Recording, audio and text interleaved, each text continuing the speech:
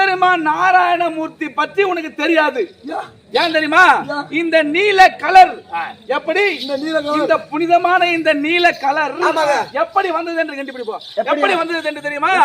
நீல சாம்பல வர்ணமேனியனம் தசரதற்கு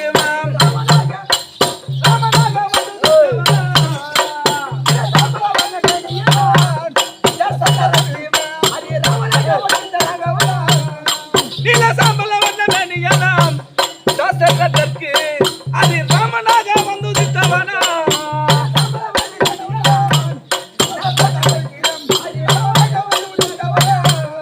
நீல சாம்பல வர்ணமேனியனம் நீல சாம்பல வர்ணமேனியனம் பூமி மேல வெற்றிக்கு வந்தவா. நீல சாம்பல வர்ணமேனியனம் பூமி மேல வெற்றிக்கு வந்தவா.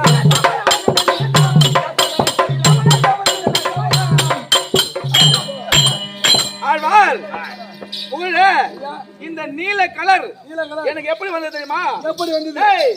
ஏற்கன காலத்திலே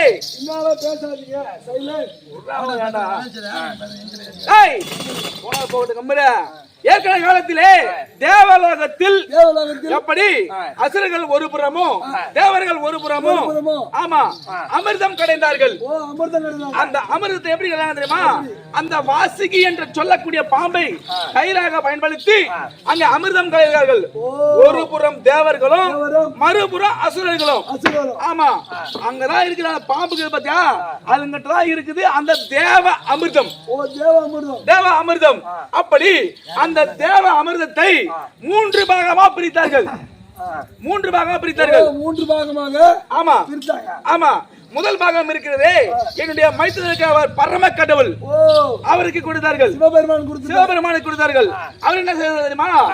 அந்த அமிர்தத்தை வாரி கையிலே வாரி உண்ண ஆரம்பித்து விட்டார். ஆமா பார்த்தது என்னுடைய உமா மகேஸ்வரி தங்கை கணவராகப்பட்டவர் அந்த விஷத்தை உண்ணுகிறாரே.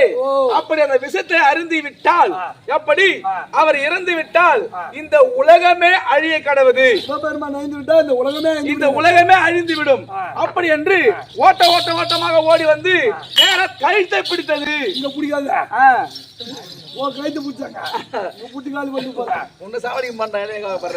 அப்படி கழுத்தை பிடித்த உடனே அந்த விஷமாகப்பட்டது உள்ளேயும் செல்லாமல் வெளியேயும் வராமல் கழுத்தை நின்று விட்டது. அது ஓடி வந்து அந்த கழுத்தை பிடித்தது பத்தியா, அது கண்டம் என்று பெயர் வைத்து அந்த பரம கடவுளுக்கு திருநீலகண்டர் அப்பே அவருக்கு திருநீலகண்டர் என்று பெயர் வைத்தார்கள். தம்பி